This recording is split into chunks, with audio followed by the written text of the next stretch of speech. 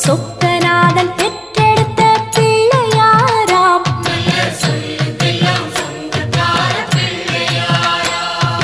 கைலாய மலைய விட்டு தெற்கே வந்தாராம். இந்த பிள்ளையாரு பட்டி கண்டு இருந்து விட்டாராம்.